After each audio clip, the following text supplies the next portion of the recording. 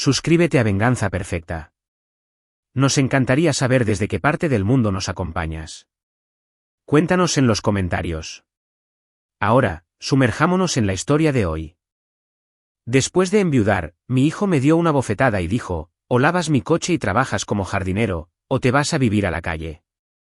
Desesperado, acepté un trabajo con turnos de 12 horas cuidando a un multimillonario. Él falleció. Y el heredero que eligió fui yo. El muy cazafortunas me llamó 48 veces. Nunca pensé que mi propio hijo me levantaría la mano, pero ahí estaba yo, a mis 66 años, de pie en mi cocina con la mejilla ardiendo por la bofetada de Fernando, mirando al hombre que había criado y preguntándome cómo habíamos llegado a esto. «Eres patético, viejo», escupió Fernando, con el rostro torcido por el asco. «Mamá lleva muerta 3 meses y todavía andas deprimido como un perrito perdido. Pues adivina qué, se te acabó el viaje gratis». Sentí que las piernas me flaqueaban. Marta se había ido hacía exactamente 93 días, y cada mañana yo todavía buscaba su lado de la cama y preparaba 2 tazas de café por costumbre. El dolor era como un peso físico que oprimía mi pecho, haciendo que a veces me costara respirar. Pero a Fernando no le importaba eso. «Estoy de luto, hijo», logré susurrar, con la voz quebrada. «Tu madre fue mi todo durante 42 años». Fernando puso los ojos en blanco de forma exagerada. «Sí, bueno, la vida sigue. Y ya que ahora vives en mi casa y comes mi comida, vas a empezar a ganarte el sustento». ¿Su casa? Las palabras dolieron más que la bofetada. Este había sido el hogar de Marta y mío durante 38 años. Habíamos pintado cada habitación, plantado cada flor del jardín y arreglado cada tabla que crujía. Pero cuando Marta se enfermó, las facturas médicas agotaron nuestros ahorros. Fernando nos había convencido de cederle las escrituras de la casa para protegerla de los acreedores. Confiamos en él. Creímos que quería ayudar. «¿A qué te refieres?», pregunté, aunque ya temía la respuesta. Fernando caminó hacia la ventana y señaló su BMW en la entrada. «¿Ves ese coche? Necesita que lo laven todas las semanas. Y hay que cortar el pasto. Hay que quitar las malas hierbas del jardín. Hay que limpiar las canaletas. ¿Quieres vivir aquí? Pues trabaja para ganártelo». Sentí que algo se desmoronaba dentro de mí. «Fernando, soy tu padre, y además soy yo quien paga las cuentas ahora», le dije. Él me replicó de inmediato. «Mamá te dejó sin nada y no dirijo una obra de caridad. O contribuyes, o te buscas otro lugar donde vivir. Y a tu edad, sin dinero. Buena suerte con eso». A la mañana siguiente, me encontré de rodillas restregando los rines del coche de Fernando con un cepillo de dientes viejo. El concreto de la entrada era áspero contra mis rodillas y me dolía la espalda por estar inclinado. Varios vecinos pasaron corriendo durante su trote matutino, y sus ojos se llenaron de lástima al verme. La señora Hernández, la vecina de al lado, parecía querer decir algo, pero yo aparté la mirada. No podía soportar ver la compasión en sus ojos. «Te faltó un pedazo», me gritó Fernando desde el porche delantero, bebiendo su café. «Y cuando termines con eso, hay que cortar el pasto. Mis amigos vienen esta noche y este lugar debe verse perfecto». Mientras trabajaba, los recuerdos de Fernando de niño no dejaban de inundarme. Recordé haberle enseñado a andar en bicicleta en esta misma entrada, sosteniendo la parte trasera de su asiento mientras él tambaleaba hacia adelante. Recordé el orgullo en sus ojos cuando conectó su primer jonrón en el béisbol, y cómo había corrido directamente hacia mí en las gradas. ¿A dónde se había ido ese niño? El trabajo en el jardín me llevó 6 horas. Tenía las manos llenas de ampollas, la ropa empapada de sudor y todo mi cuerpo temblaba de agotamiento. Cuando por fin entré a trompicones, Fernando estaba sentado en la mesa de la cocina con sus amigos, riéndose a carcajadas.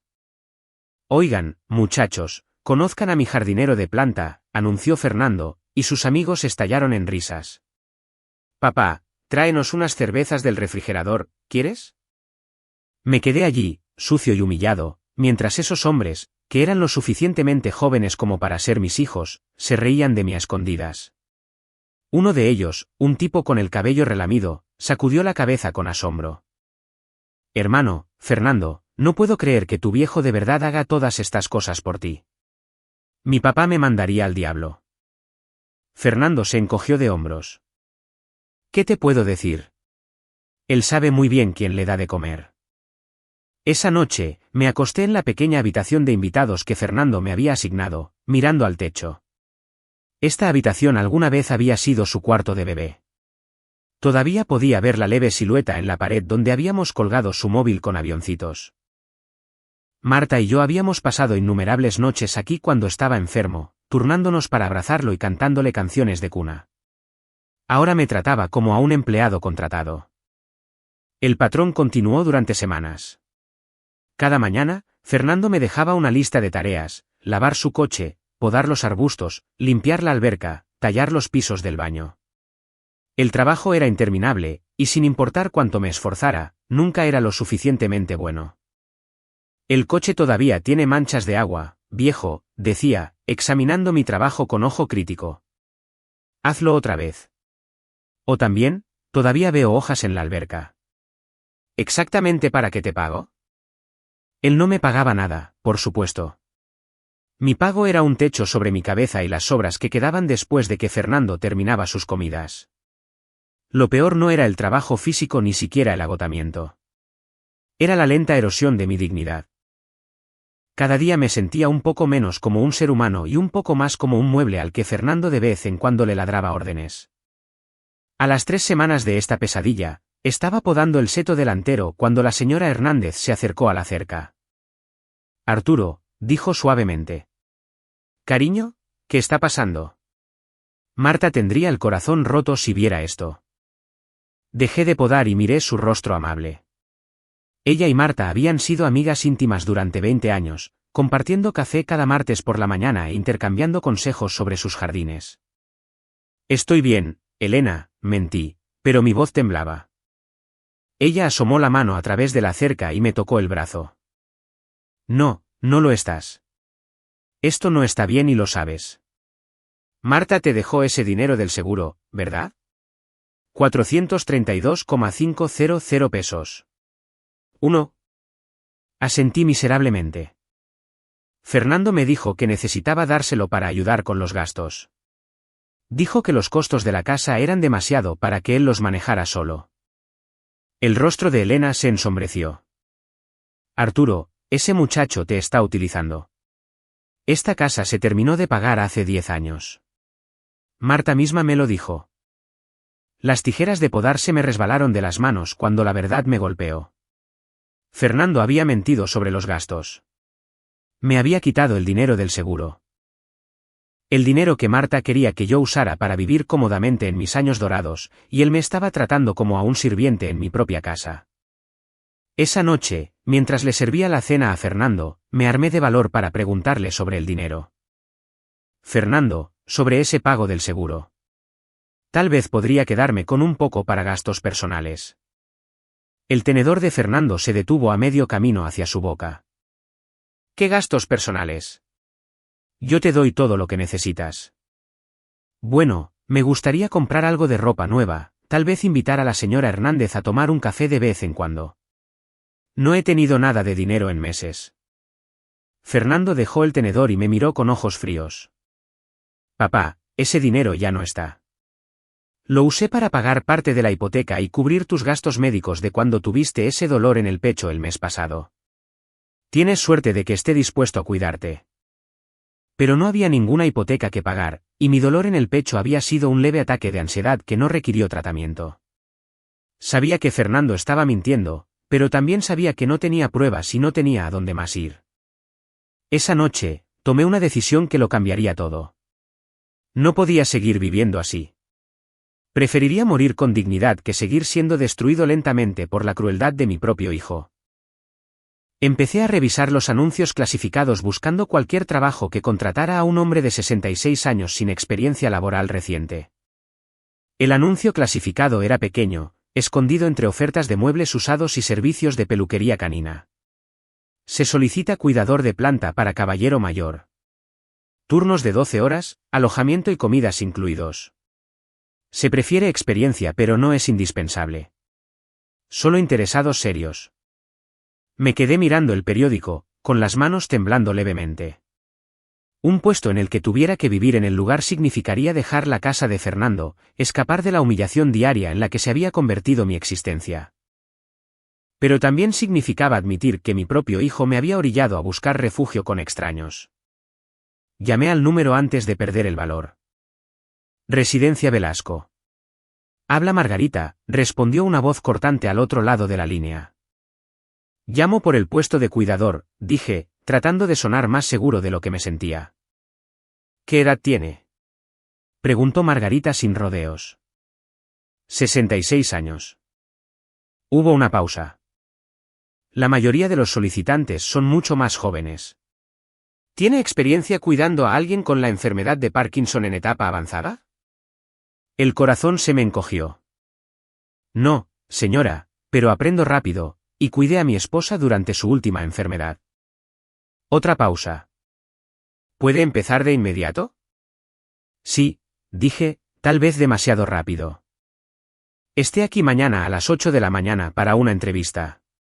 Paseo de las Lomas 1527. No llegué tarde. A la mañana siguiente, me paré frente a una imponente casa de estilo colonial. Su césped, perfectamente cuidado, hacía que el patio de Fernando pareciera miserable en comparación.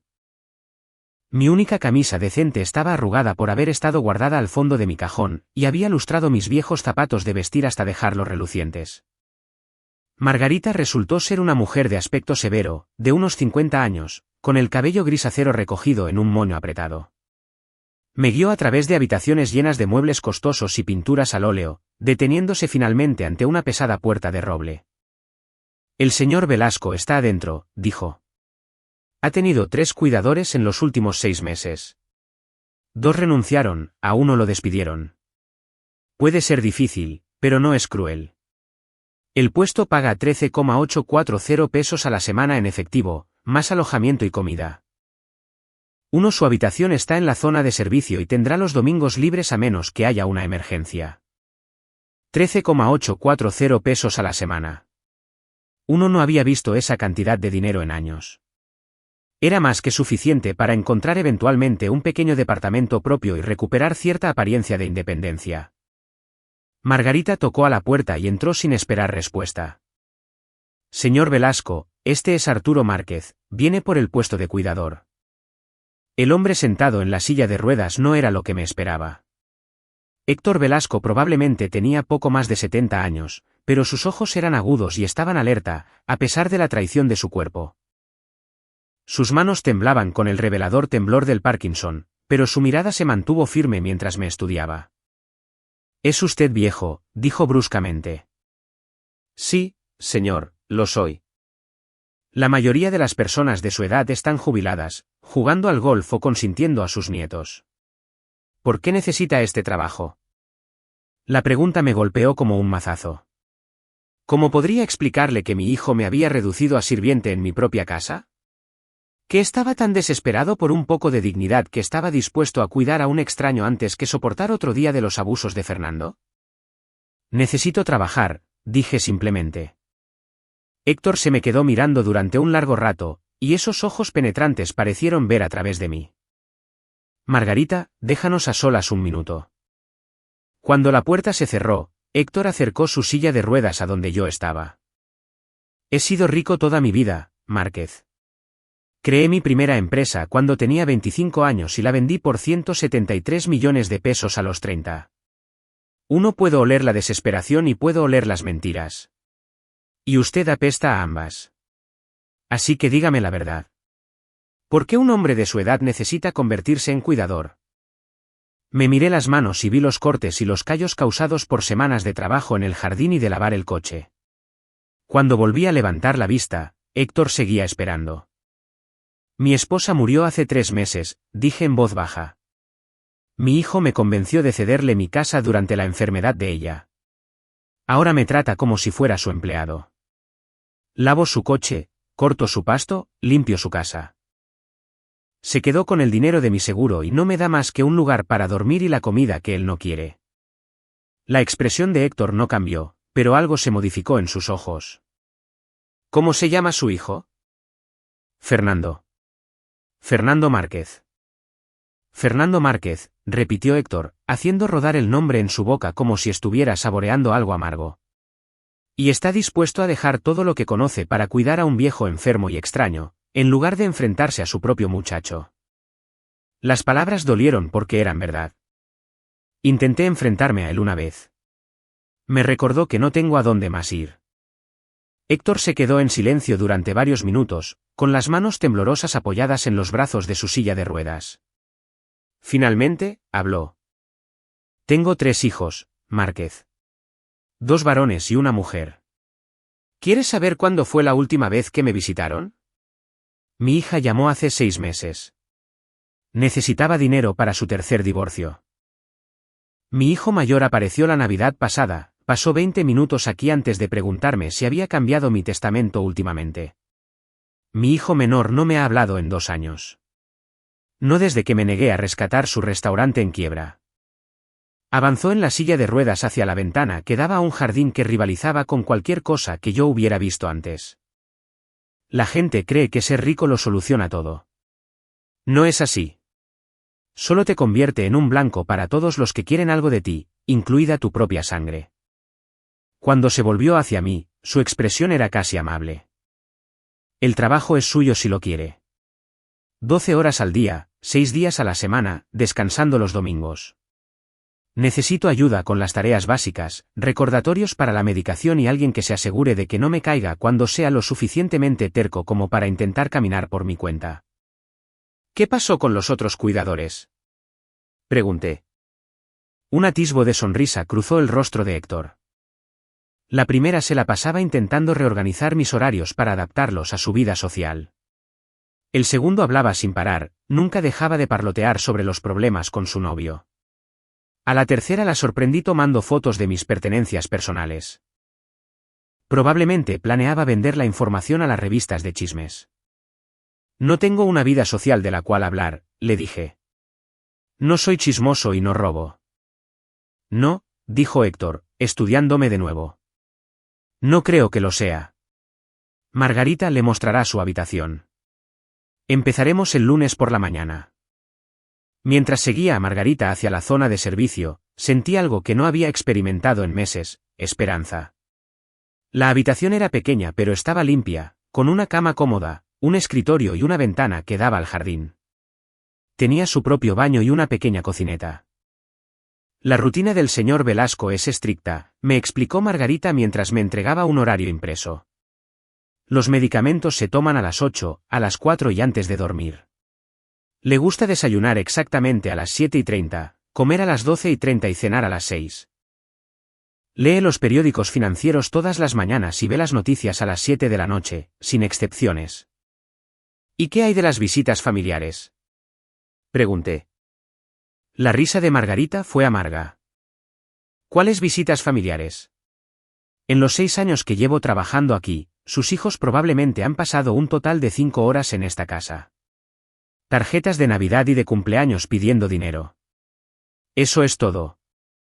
Esa tarde, regresé a la casa de Fernando para empacar mis pocas pertenencias. Fernando estaba en la sala viendo la televisión cuando entré. ¿Dónde has estado todo el día?, exigió sin apartar la vista de la pantalla. Hay que limpiar la alberca y quiero que laves y enceres el coche antes de mi cita de esta noche. Ya no haré eso, dije tranquilamente. Fernando se dio la vuelta entonces, su rostro ya ensombreciéndose de ira. ¿Qué dijiste? Encontré un trabajo. Un puesto de cuidador de planta. Me mudo mañana. Por un momento, Fernando solo me miró como si no pudiera procesar lo que acababa de decir. Luego se levantó, con los puños cerrados. Viejo malagradecido desgraciado, gruñó. Después de todo lo que he hecho por ti, ¿así me pagas? ¿Quién se va a hacer cargo de este lugar? ¿Quién va a mantener el valor de mi inversión? Contrata a alguien, le dije, sorprendido por lo tranquila que sonaba mi propia voz. Con el dinero del seguro que me quitaste, deberías poder pagarlo. El rostro de Fernando se puso rojo. Ese dinero era el pago por tu alojamiento y comida. ¿Acaso crees que vivir aquí era gratis? Sé que esta casa se terminó de pagar hace 10 años, le dije. Marta se lo dijo a la señora Hernández. Por primera vez desde la muerte de su madre, Fernando parecía genuinamente perturbado. Había sido atrapado en su mentira, y ambos lo sabíamos. Bien, dijo finalmente. Vete a jugar a la niñera con algún extraño, pero no vengas arrastrándote a mí cuando no funcione, y no esperes volver a recibir ninguna ayuda de mi parte. Empaqué mi ropa en la misma maleta que Marta y yo habíamos usado para nuestra luna de miel hacía 43 años.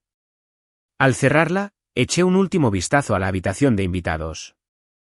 Esta casa guardaba muchísimos recuerdos, pero eran recuerdos de la familia que solía tener, no del cruel extraño en el que se había convertido mi hijo. A la mañana siguiente, mientras llevaba mi maleta hacia el taxi que esperaba en la entrada, Fernando me observó desde la ventana principal.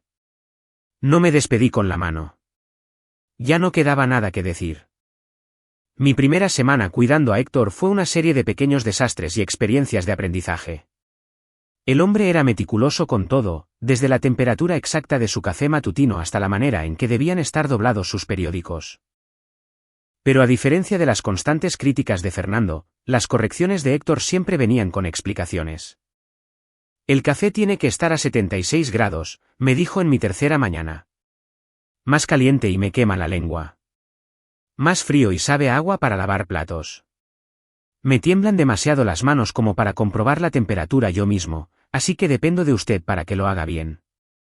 Me sorprendí a mí mismo queriendo complacerlo sinceramente, no por miedo, sino por respeto. Héctor me trataba como a una persona, no como a un sirviente. Cuando cometía errores, era paciente. Cuando hacía algo bien, lo notaba. La parte más difícil era verlo luchar con tareas que deberían haber sido sencillas. Abotonarse las camisas le tomaba 15 minutos.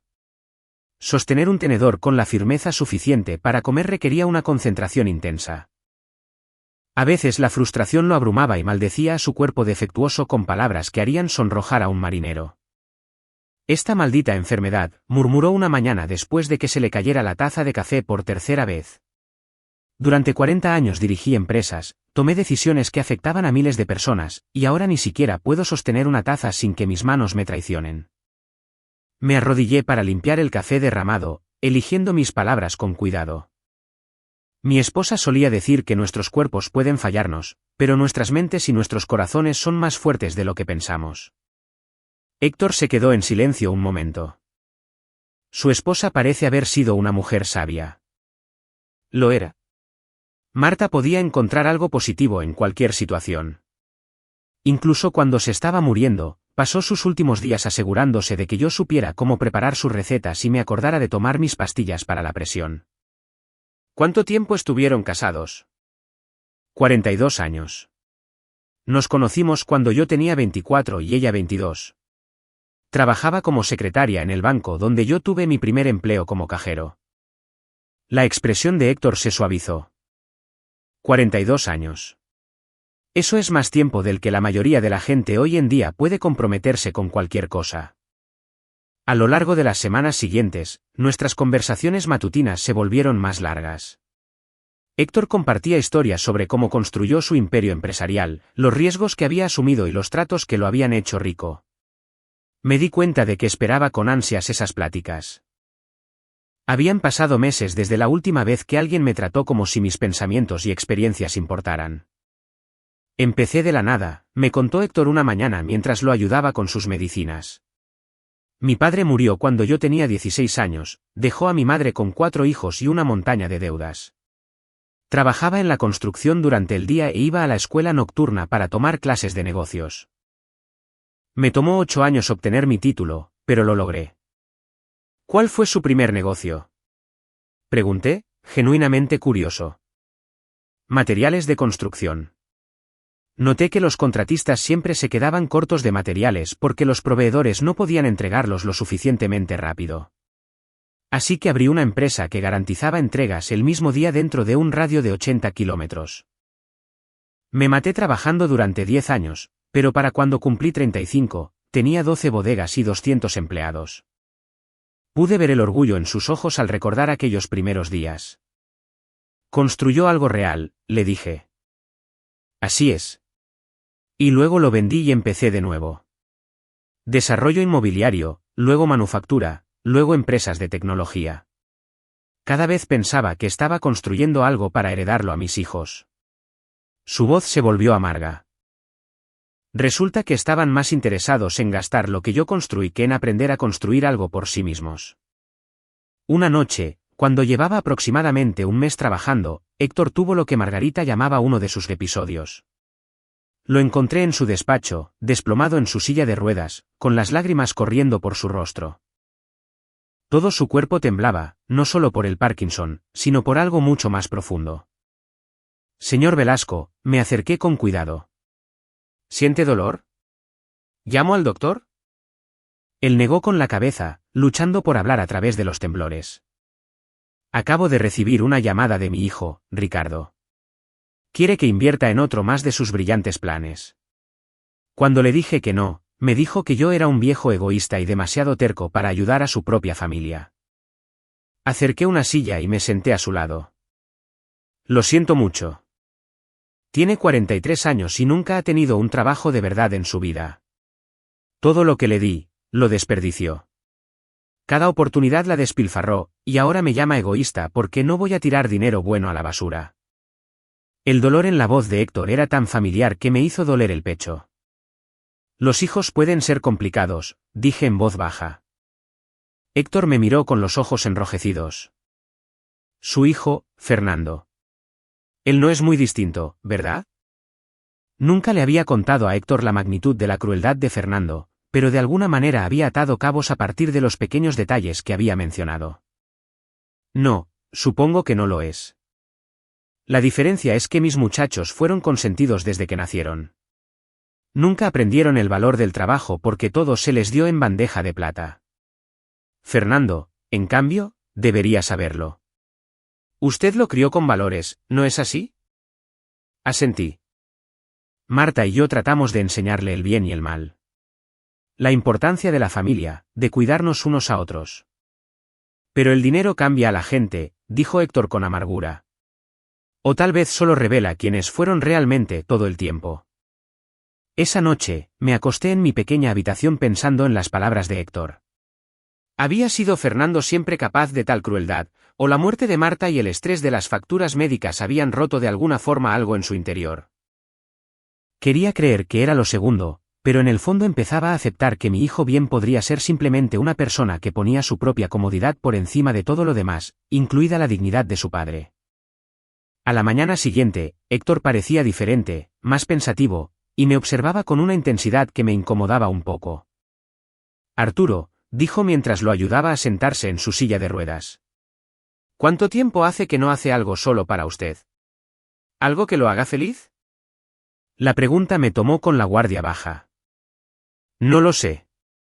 Mucho tiempo. Supongo que antes de que Marta se enfermara. Lo pensé bien.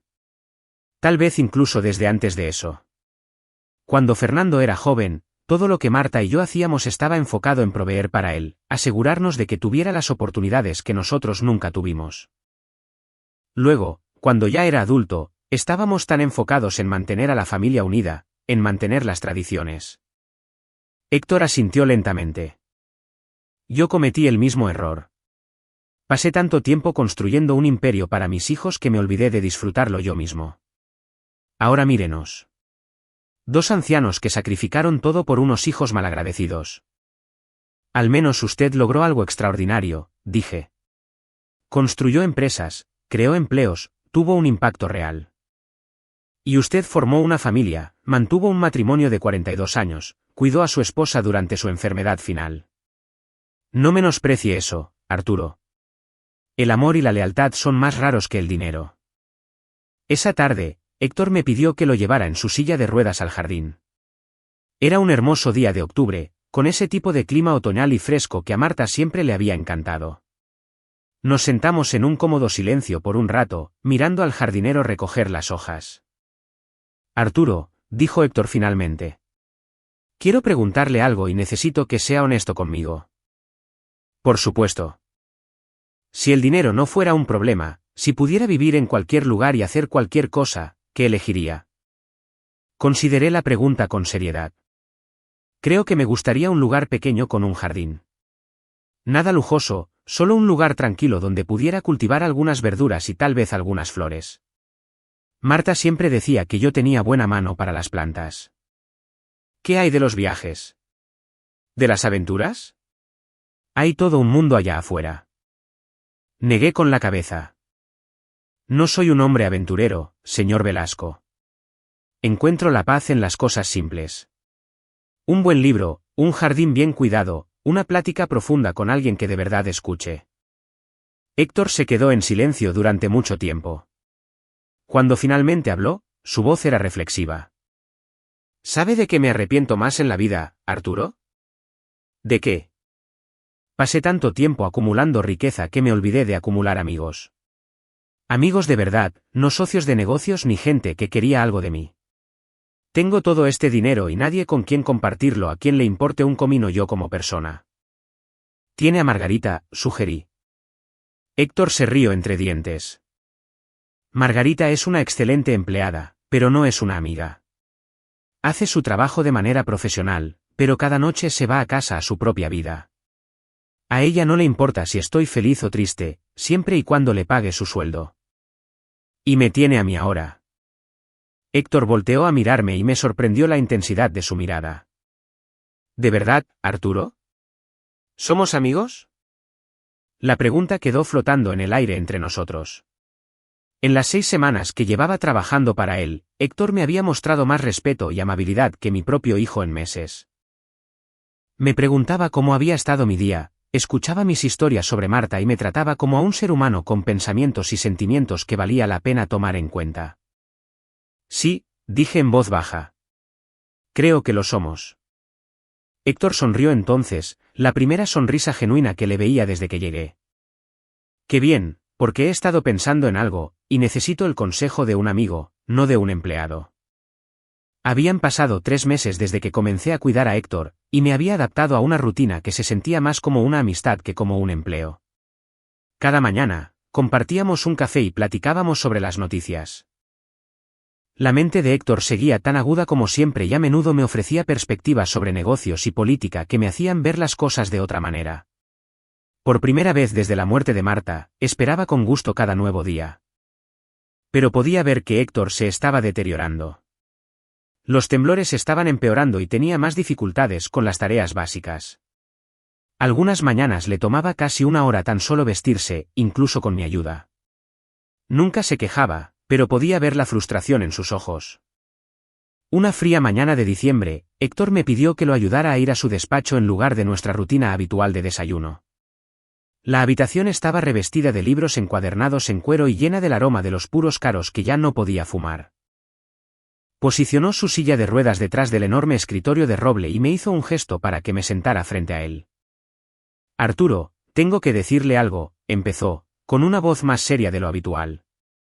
Mi médico dice que me quedan tal vez 6 meses. El Parkinson está avanzando más rápido de lo esperado, y mi corazón no es lo suficientemente fuerte como para soportar mucho más.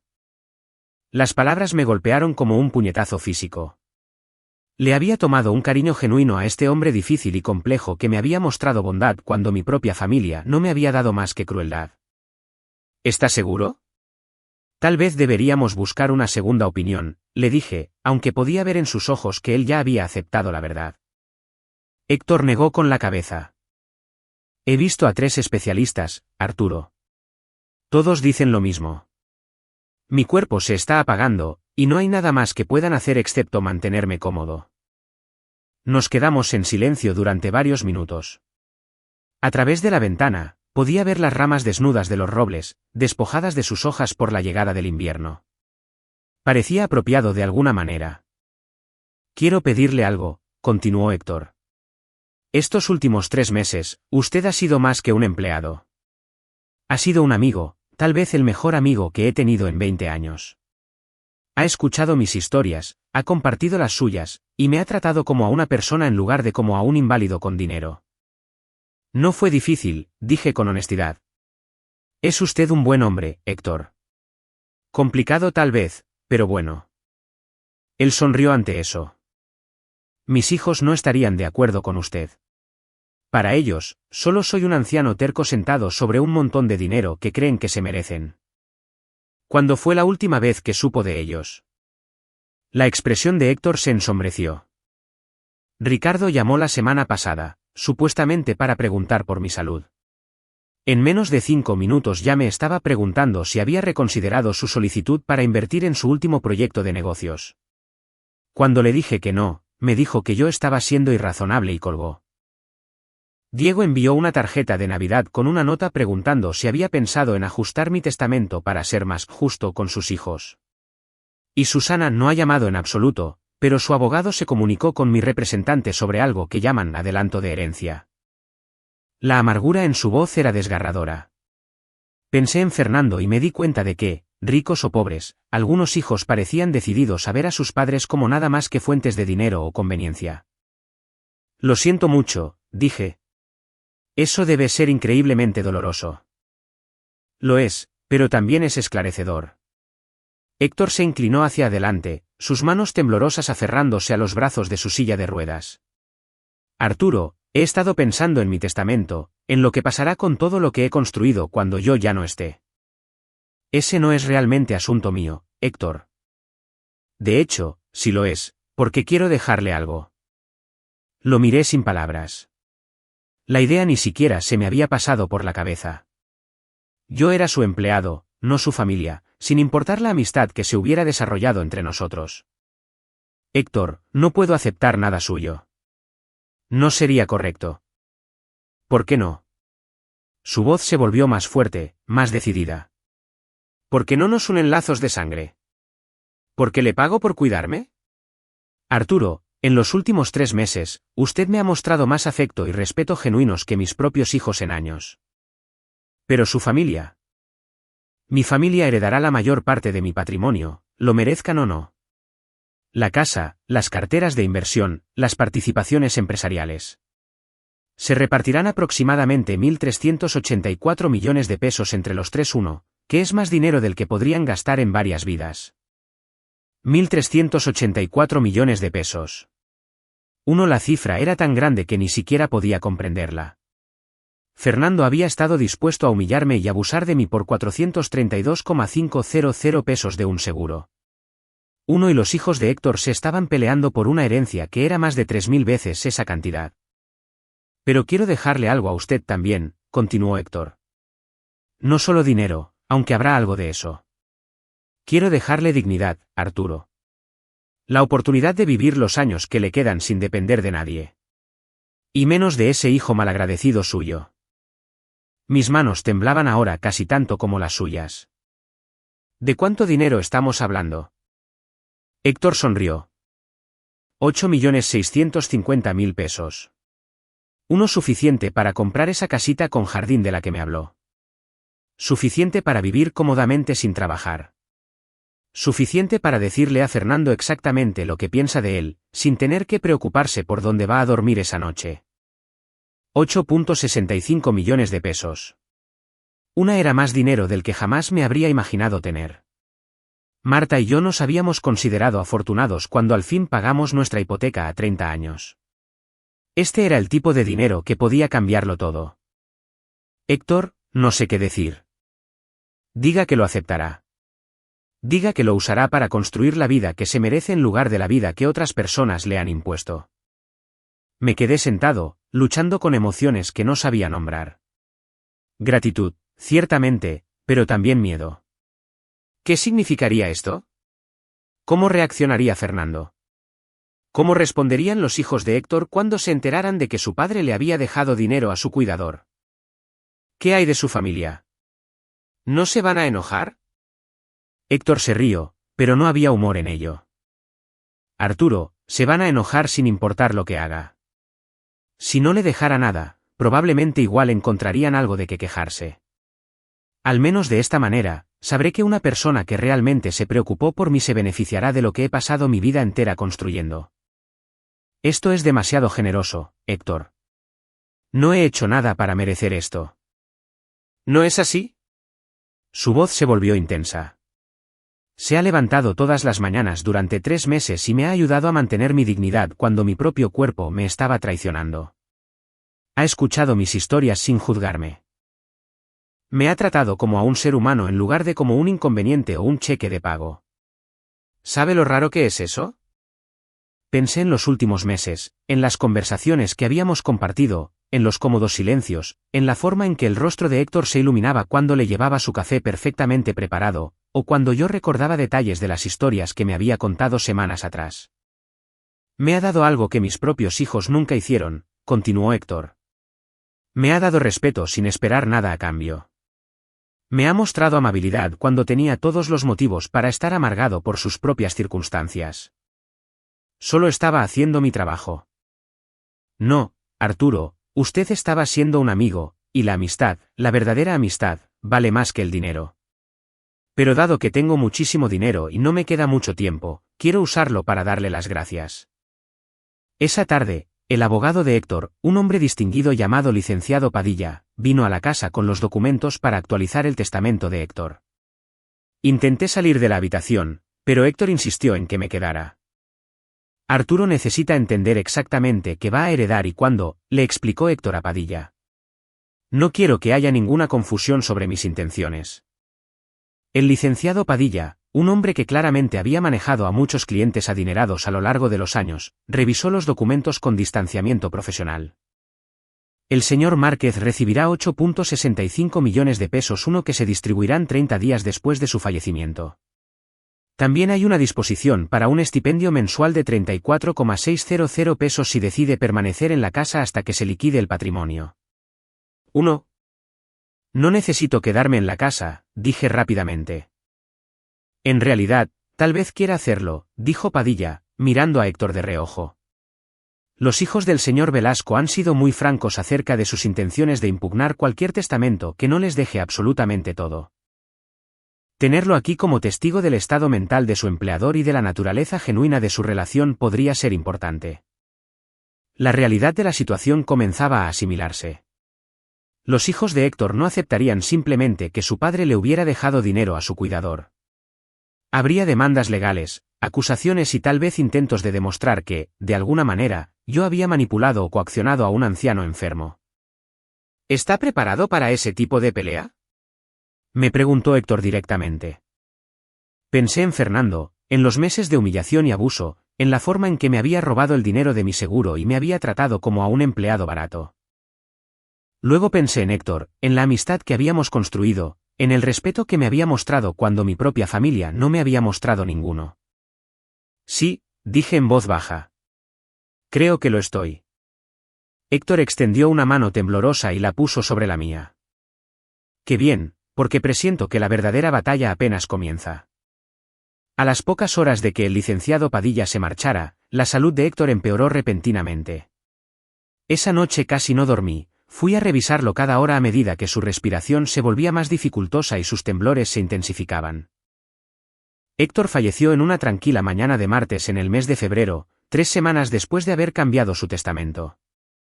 Estaba sentado junto a su cama, leyéndole las noticias financieras, como había hecho todas las mañanas durante meses, cuando su respiración simplemente se detuvo. No hubo ninguna lucha, ni palabras finales dramáticas. Solo cerró los ojos durante una noticia sobre la bolsa de valores y nunca más los volvió a abrir. Me quedé sentado junto a él durante casi una hora antes de llamar a Margarita para avisarle, luego a Padilla y, finalmente, a la funeraria. En esos momentos de tranquilidad, sentí el peso de perder a la única persona que me había tratado con respeto genuino. En cuestión de meses, Héctor se había convertido en más que un empleador. Se había convertido en la figura paterna que mi propio hijo había fracasado en ser. El funeral fue un evento pequeño. Héctor había pedido específicamente que no hubiera ninguna ceremonia elaborada, solo un servicio sencillo en el panteón donde estaba enterrada su esposa. Margarita y yo estábamos allí, junto con el licenciado Padilla y un puñado de socios de negocios. Los 3 hijos de Héctor llegaron por separado, todos parecían estar más incómodos e impacientes que afligidos por el dolor. Ricardo, el mayor, era un hombre de aspecto blando en sus 40s que no dejó de revisar su teléfono durante el breve servicio. Diego parecía nervioso, ajustándose la corbata constantemente y mirando a su alrededor como si esperara que alguien cuestionara su derecho a estar ahí. Susana, la hija, vestía ropa de diseñador que probablemente costaba más de lo que yo había ganado en años, y pasó la mayor parte de la ceremonia examinándose las uñas impecablemente arregladas. Ninguno de ellos me dirigió la palabra, aunque los sorprendí mirándome varias veces con expresiones que no lograba descifrar. Sospecha, tal vez, o cálculo. Después del servicio, Padilla se me acercó mientras yo miraba la tumba de Héctor. Señor Márquez, necesitaré reunirme con usted mañana por la mañana para comenzar los trámites del testamento. A las 9 en mi despacho, si le parece bien. Asentí, aún procesando la realidad de que Héctor se había ido. ¿Qué debo esperar? Padilla miró a su alrededor para asegurarse de que nadie pudiera escucharnos.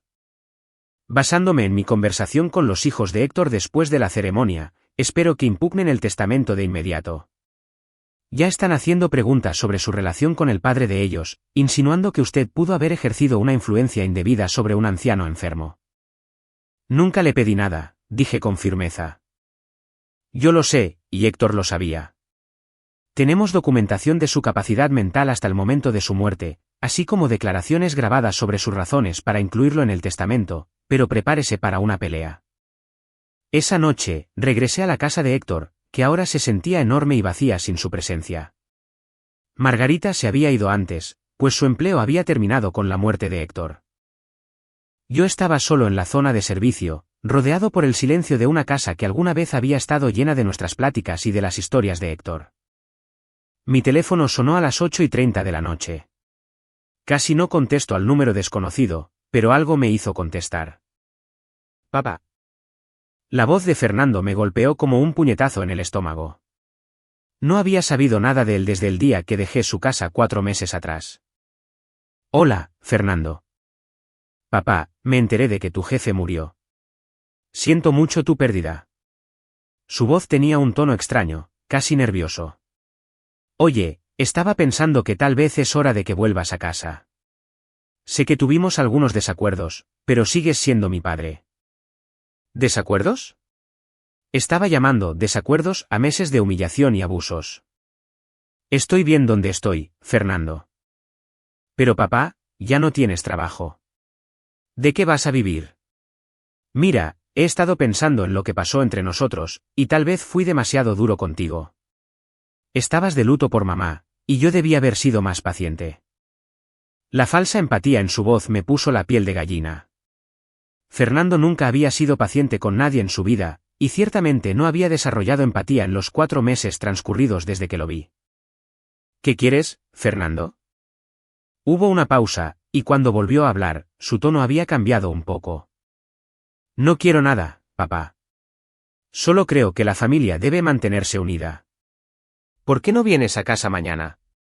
Podemos arreglar las cosas. No. Papá. Sé razonable.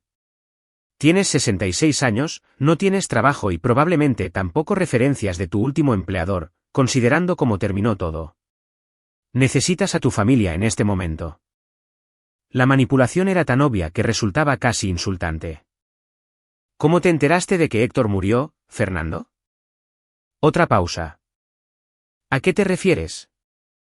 Héctor murió apenas ayer por la mañana. El obituario no saldrá en el periódico hasta mañana. Entonces, ¿cómo te enteraste? El silencio se prolongó entre nosotros, y casi pude escuchar a Fernando calculando su respuesta. Un amigo mío lo vio por ahí en internet. Era una mentira. Por supuesto, Fernando no tenía amigos que leyeran obituarios de extraños adinerados. Alguien se lo había dicho, lo que significaba que alguien había estado haciendo preguntas sobre la muerte de Héctor y mi conexión con él. Tengo que colgar, Fernando. Papá, espera. No cuelgues. Tenemos que hablar de tu futuro. No puedes simplemente. Terminé la llamada y apagué mi teléfono inmediatamente, pero el daño ya estaba hecho. Fernando sabía de la muerte de Héctor, lo que significaba que probablemente también sabía del testamento. La pregunta era cómo. A la mañana siguiente, me reuní con Padilla en su oficina en el centro. El edificio era el tipo de estructura imponente que hablaba de dinero viejo y de poder establecido, todo columnas de mármol y accesorios de latón pulido. La oficina de Padilla estaba forrada de libros de derecho y dominada por un enorme escritorio de caoba. Antes de comenzar, dijo Padilla mientras tomaba asiento frente a él, debo informarle que los hijos de Héctor ya han contratado asesores legales. Presentaron un papeleo preliminar ayer por la tarde para impugnar la validez del testamento. El corazón se me encogió. ¿Bajo qué argumentos? Alegan que su padre no estaba en su sano juicio cuando hizo los cambios, y que usted ejerció una influencia indebida sobre él durante sus últimos meses. También sugieren que usted lo aisló de su familia y lo manipuló para obtener ganancias financieras. Las acusaciones estaban tan alejadas de la realidad que habrían sido risibles de no ser tan serias. Héctor tomó sus propias decisiones acerca de su familia. Yo nunca le dije que no viera a sus hijos. Lo sé, y tenemos evidencia que respalda eso. Pero prepárese para una larga batalla legal. Los hijos de Héctor podrían perder una cantidad importante de dinero si se ratifica el testamento, y ellos tienen los recursos para pelear agresivamente. Padilla abrió un grueso expediente y extendió varios documentos sobre su escritorio. Sin embargo, Héctor previó todo esto. Fue muy minucioso al documentar sus razones para incluirlo a usted en el testamento. Tenemos testimonio en vídeo grabado justo 2 semanas antes de su muerte, evaluaciones médicas que confirman su competencia mental y notas detalladas sobre el comportamiento de sus hijos a lo largo de los últimos años. Me entregó la copia de una carta escrita con la inconfundible letra de Héctor. También escribió esto específicamente para que usted lo leyera si su familia llegaba a impugnar el testamento. Desdoblé la carta, mis manos temblaban ligeramente al reconocer la cuidadosa caligrafía de Héctor. Arturo, si estás leyendo esto, significa que mis hijos están haciendo exactamente lo que esperaba que hicieran. No están peleando porque me amaran o porque estén sufriendo por mi pérdida. Están peleando porque el dinero les importa mucho más que los deseos de su padre muerto. Quiero que sepas que dejarte esos 65 millones de pesos fue la decisión más fácil que tomé en mis últimos meses. Me diste dignidad cuando mi propio cuerpo estaba fallando. Escuchaste mis historias sin juzgar. Me trataste como a un ser humano. Mientras que mis propios hijos me veían solo como un obstáculo para su herencia. No dejes que te intimiden, Arturo. Te ganaste cada centavo de ese dinero con tu amabilidad, tu respeto y tu amistad genuina. Pelea por ello, no por el dinero en sí, sino porque representa algo importante. Representa el valor de tratar a las personas con decencia, sin importar lo que puedas ganar de ellas. Tuve que dejar de leer por un momento mientras mis ojos se llenaban de lágrimas. Incluso en la muerte, Héctor me estaba protegiendo, tratando de darme la fuerza para defenderme. La carta continuaba. Sé que esto será difícil, y sé que mis hijos dirán cosas terribles sobre ti. Pero recuerda esto, ellos no quisieron mi tiempo ni mi compañía cuando yo estaba vivo. Solo quieren mi dinero ahora que estoy muerto. Tú no querías nada de mí, excepto la oportunidad de hacer tu trabajo con dignidad. Y me diste algo mucho más valioso a cambio. Sé fuerte, amigo mío. Te mereces esto y espero que te dé la independencia para decirle a tu propio hijo malagradecido exactamente lo que piensas de él. Doblé la carta con cuidado y levanté la vista hacia Padilla. ¿Qué necesito hacer? Primero, esperamos. El testamento está en proceso de sucesión, lo cual normalmente toma de 30 a 60 días. Durante ese tiempo, los hijos de Héctor seguirán armando su caso. Probablemente contratarán investigadores privados para indagar sobre sus antecedentes, su relación con Héctor, y muy probablemente, la relación con su propio hijo. Mi teléfono, que había vuelto a encender esa misma mañana, empezó a sonar. Eché un vistazo a la pantalla y vi el nombre de Fernando. Es mi hijo, le dije a Padilla. Le recomiendo no contestar. Cualquier cosa que diga podría usarse potencialmente en su contra si intentan demostrar que usted está desesperado financieramente o que es una persona manipuladora. El teléfono dejó de sonar y, de inmediato, volvió a comenzar. Fernando era persistente, eso tenía que admitirlo. Durante los siguientes 3 días, Fernando me llamó 48 veces. Las conté mientras veía cómo las notificaciones de llamadas perdidas se acumulaban en mi celular. Los mensajes de voz que dejó comenzaron sonando preocupados y gradualmente se volvieron más frenéticos. Papá, por favor regrésame la llamada. Estoy preocupado por ti. Papá, escuché unos rumores locos sobre el testamento de tu jefe. Llámame para que podamos resolver esto juntos. Papá, un abogado me llamó para hacerme preguntas sobre nuestra relación. ¿Qué demonios está pasando? Necesitas hablar conmigo. Papá, si vas a heredar dinero, tenemos que discutir cómo protegerlo.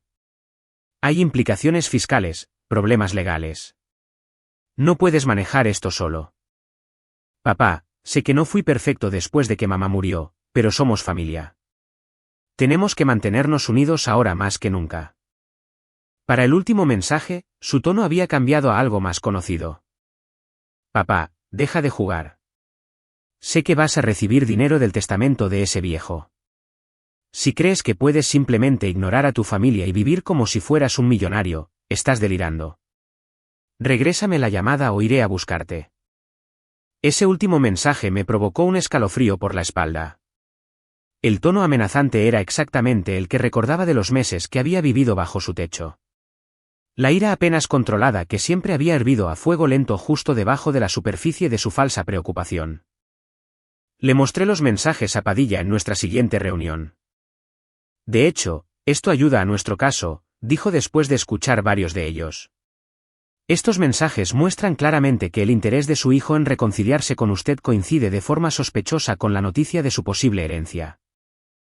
Respalda nuestro argumento de que Héctor tenía razón al preocuparse por los familiares que solo muestran interés cuando hay dinero de por medio. Fernando no sabe con certeza cuánto dinero está en juego, comenté. Padilla asintió con gravedad. Pronto lo sabrá. Los hijos de Héctor han estado hablando con reporteros, tratando de ganarse la simpatía del público para su caso. Una vez que esto sea de dominio público, es muy probable que el acoso de su hijo se intensifique. Como si hubiera sido invocado por nuestra conversación, mi teléfono sonó de nuevo. Esta vez no era Fernando. Era un número desconocido con lada local. Señor Márquez, le habla Jimena Valdés, del noticiero del Canal 7. Entiendo que está usted involucrado en un caso de herencia en disputa relacionado con el difunto Héctor Velasco. Me gustaría hacerle algunas preguntas sobre su relación con el señor Velasco y las circunstancias que rodean su testamento. Le pasé el teléfono a Padilla, quien tomó la llamada, y de manera educada pero firme, rechazó cualquier entrevista en mi nombre. Ya empezó, dijo tras colgar. Los hijos de Héctor están intentando ganar este caso en el tribunal de la opinión pública antes de que siquiera llegue a un juzgado real. Esa noche, me senté en el despacho de Héctor, rodeado por sus libros y el persistente olor a sus puros. La casa se sentía como un museo ahora, preservada exactamente como él la había dejado, pero vacía de la calidez que su presencia había aportado. Mi teléfono descansaba en silencio sobre el escritorio frente a mí, por fin tranquilo después de días de sonar constantemente. Pero sabía que esta era solo la calma antes de la tormenta. Fernando no se rendiría fácilmente, y tampoco los hijos de Héctor. Tomé la fotografía enmarcada que estaba en el escritorio de Héctor, una foto de él de joven, con su esposa el día de su boda. Se veían tan felices, tan llenos de esperanza por el futuro que construirían juntos. Me pregunté si Héctor se habría imaginado alguna vez qué pasaría sus últimos años peleando con sus propios hijos por dinero, o que su mayor consuelo vendría de la amistad con un cuidador contratado. Mañana, comenzaría la verdadera batalla. La batalla legal duró 4 meses, pero la preparación que Héctor había hecho demostró ser blindada. Padilla presentó el testimonio en vídeo de Héctor explicando claramente sus motivos para dejarme dinero, los registros médicos que confirmaban su competencia mental, y pruebas documentadas del abandono por parte de sus hijos a lo largo de los años. La evidencia más contundente provino de las anotaciones detalladas del diario personal del propio Héctor, escritas con su caligrafía temblorosa, en donde describía cada visita de sus hijos y sus constantes peticiones de dinero. Los hijos de Héctor contrataron abogados costosos e intentaron todos los ángulos posibles. Alegaron que yo había aislado a Héctor de su familia, a pesar de que los registros telefónicos mostraban que rara vez llamaban.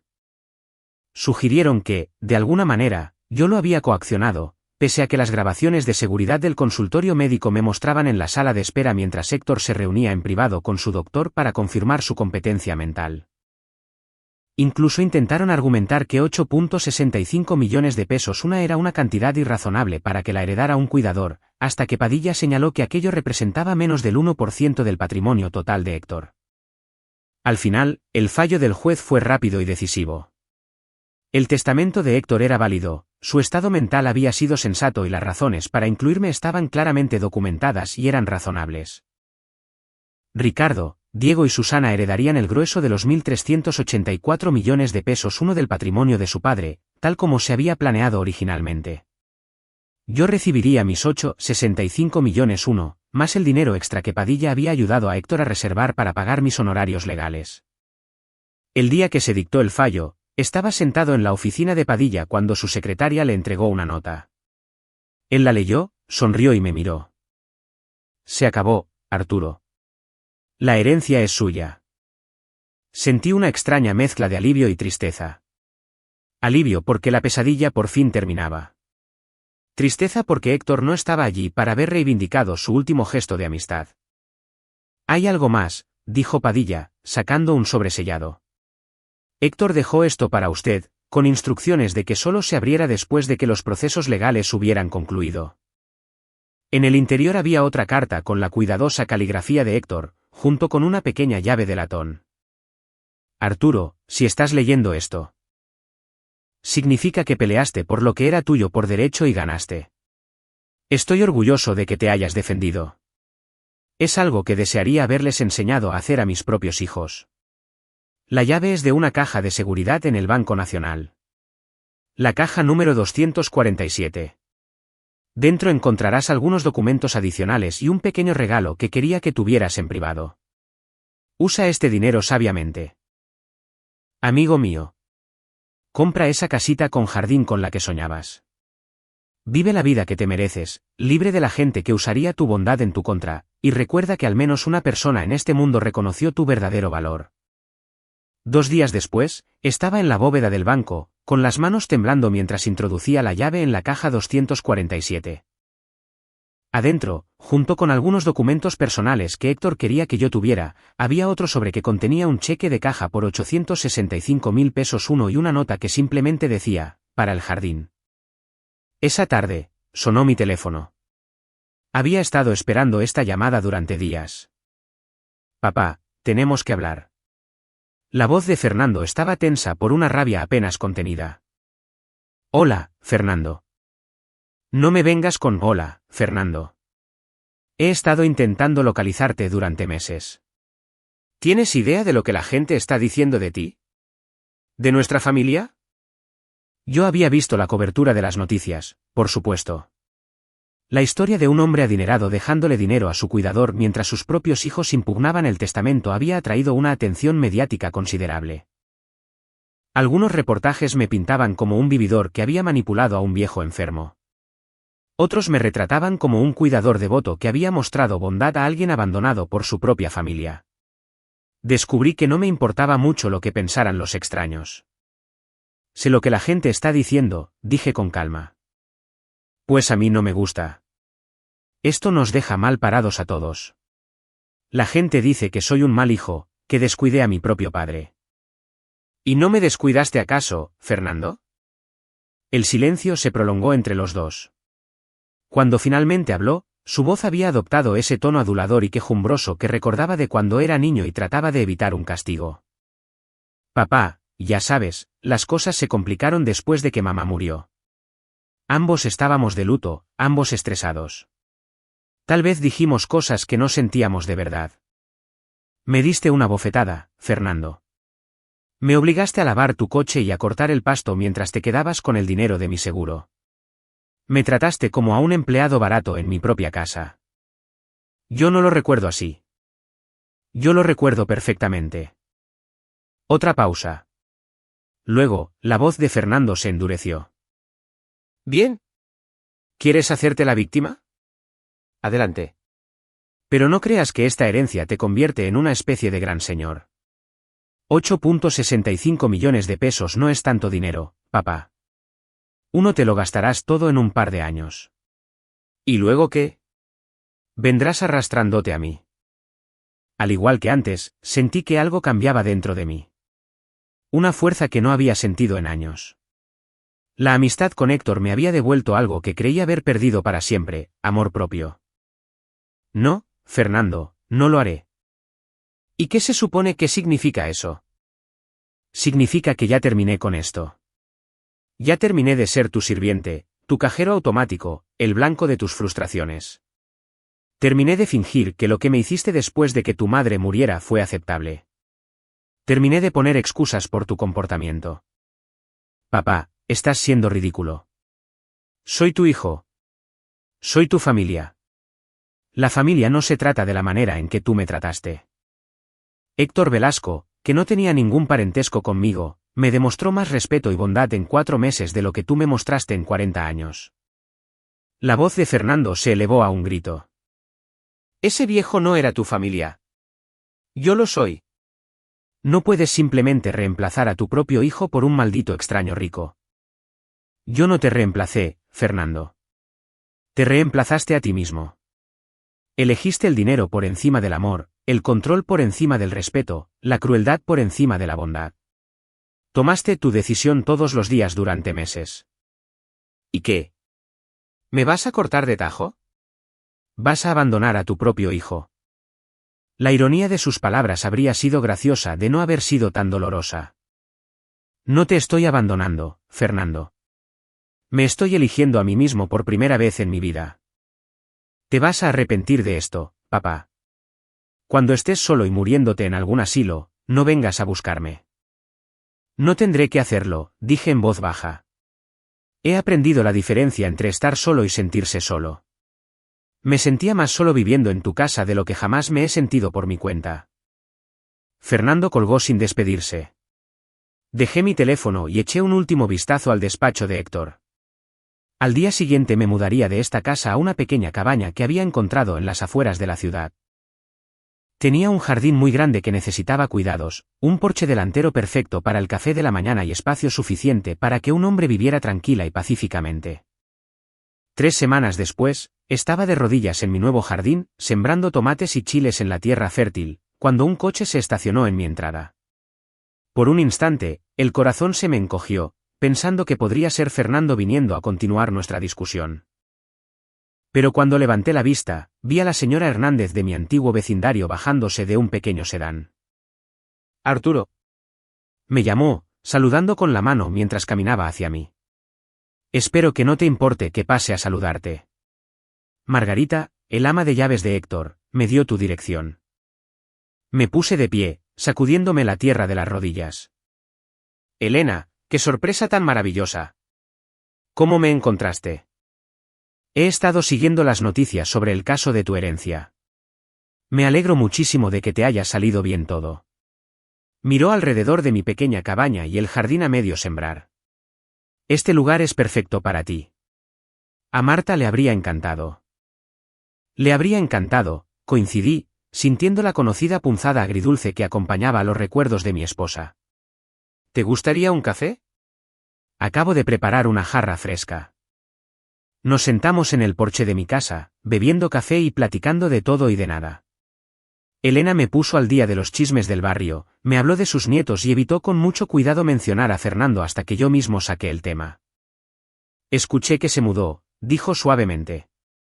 Vendió la casa y se reubicó en otro estado. Algunos dicen que estaba teniendo problemas económicos. Asentí. Yo también había escuchado los rumores. Sin el dinero de mi seguro para amortiguar su estilo de vida y sin mano de obra gratuita para mantener su propiedad, al parecer a Fernando le había costado trabajo cubrir sus gastos. Una parte de mí sintió una punzada de satisfacción ante la noticia, aunque traté de no darle muchas vueltas. ¿Lo extrañas? Me preguntó Elena. Consideré la pregunta con seriedad. Extraño al hijo que creí tener. Extraño al niño que corría hacia mí cuando se raspaba la rodilla, pero al hombre en el que se convirtió. No. No extraño que me traten como a un sirviente en mi propia casa. Elena extendió la mano y apretó la mía. Hiciste lo correcto, Arturo. No puedes permitir que la gente te trate mal solo porque comparten el mismo ADN. Esa noche, me senté en mi pequeña sala de estar a leer uno de los libros que Héctor me había dejado en su testamento. La casa estaba en silencio, pero era un silencio pacífico, no el silencio opresivo de la soledad. Afuera, podía escuchar a los pájaros acomodándose en sus nidos para pasar la noche y el suave susurro del viento a través del roble en el patio trasero. Mi teléfono reposaba en la mesa de al lado, en silencio. Nadie me llamaba para exigirme favores, ni dinero, ni servidumbre. Nadie me estaba amenazando ni manipulando, ni haciéndome sentir que no valía nada. Por primera vez en más tiempo del que podía recordar, era verdaderamente libre. Pensaba a menudo en Héctor en esas apacibles horas nocturnas, recordando nuestras pláticas y la amistad genuina que habíamos construido en sus últimos meses. Él me había dado mucho más que dinero. Me había dado el valor para valorarme a mí mismo, para reconocer que merecía algo mejor que la crueldad que había aceptado durante tanto tiempo. Los 9.515.000 pesos totales que Héctor me había dejado eran suficientes para vivir cómodamente por el resto de mi vida. Pero lo que es más importante, eran la prueba de que alguien había valorado mi amistad lo suficiente como para asegurarse de que nunca más tuviera que depender de personas que me veían como una carga. 6 meses después, mi jardín estaba floreciendo. Los tomates colgaban pesados de las enredaderas. Los chiles crecían en ordenadas hileras, y el parterre de flores que había plantado en memoria de Marta estaba repleto de sus rosas favoritas. Me había unido a un club de jardinería local y me había hecho amigo de otros jubilados que compartían mi pasión por el cultivo. Estaba regando mis verduras una mañana cuando un joven se detuvo en la reja de mi jardín. Parecía tener unos 20 años, con ojos amables y una sonrisa vacilante. Disculpe, señor. ¿Es usted Arturo Márquez? Sí, soy yo. Mi nombre es Daniel Chávez. Soy trabajador social y atiendo a adultos mayores que tienen problemas con sus familiares. He estado siguiendo su historia en las noticias y me preguntaba si le interesaría platicar con algunos de mis pacientes que están pasando por situaciones similares. Dejé la regadera de plantas y caminé hacia la reja. ¿Qué clase de situaciones? Abuso a personas mayores, explotación financiera por parte de familiares, manipulación emocional. Muchos de ellos se sienten atrapados porque creen que tienen que aceptar el maltrato de sus propios hijos o nietos. Su historia les da la esperanza de que es posible defenderse. Pensé en su petición por un momento. La idea de compartir mi historia públicamente todavía me incomodaba, pero la idea de que mi experiencia pudiera ayudar a otras personas en situaciones similares me atraía. No busco hacerme famoso ni dar discursos, dije con cautela. Daniel sonrió. Nada de eso. Solo pláticas uno a uno con personas que necesitan escuchar a alguien que ha pasado por lo mismo que ellos están viviendo. Alguien que pueda decirles que elegir el amor propio por encima de la obligación familiar no es egoísmo. Un par de semanas después, tuve mi primera plática con una mujer de 80 años a la que su hija le robaba sus cheques del seguro social y la amenazaba con meterla a un asilo si se quejaba. Una hora después, hablé con un hombre de 73 años al que su hijo lo presionaba para cederle las escrituras de su casa. En cada plática, vi algo de mí mismo de hace un año. Personas decentes que habían sido desgastadas por familiares que se aprovechaban de su amor y su lealtad. Les hablé de Fernando, de los meses de humillación y abusos, y de cómo encontré el valor para marcharme. Les hablé de Héctor, de descubrir que a veces los extraños nos muestran más amabilidad que nuestros propios familiares de sangre. Lo más importante es que les dije lo que Héctor me había dicho a mí, que se merecen ser tratados con dignidad, independientemente de su edad o de su dependencia hacia los demás. A medida que se acercaba el invierno, me encontré mirando retrospectivamente el último año con un sentimiento muy parecido a la gratitud. No gratitud por el dolor o la humillación, sino gratitud por la fuerza que había descubierto dentro de mí. La herencia de Héctor me había dado seguridad financiera pero, más que eso, me había dado la independencia de elegir a quien permitía entrar en mi vida. Nunca volví a saber de Fernando después de esa última llamada telefónica. A veces me preguntaba si era feliz, si había aprendido algo al perder a sus dos padres, si alguna vez se arrepintió de las decisiones que tomó, pero la mayor parte del tiempo, me daba cuenta de que no pensaba en él en absoluto. En el primer aniversario de la muerte de Héctor, visité su tumba y puse un pequeño ramo de verduras de mi jardín sobre su lápida. La inscripción decía simplemente, Héctor Jaime Velasco, amado esposo y padre. Sabía que Héctor habría apreciado la ironía de esa última palabra. Gracias, amigo mío, dije en voz baja. Gracias por demostrarme que valía más de lo que creía. Mientras caminaba de regreso a mi coche, sentí la presencia de Marta a mi lado, de la manera en que a veces lo hacía en momentos de paz. Sabía que habría estado orgullosa de mí por haberme defendido finalmente, por elegir la dignidad por encima de la dependencia. El sol poniente pintaba el cielo de tonos anaranjados y rosados, y conduje a casa, a mi pequeña cabaña, a mi jardín floreciente, y a la serena satisfacción de una vida vivida bajo mis propios términos. A mis 67 años de edad, al fin había aprendido que la familia no se trata de sangre ni de obligación.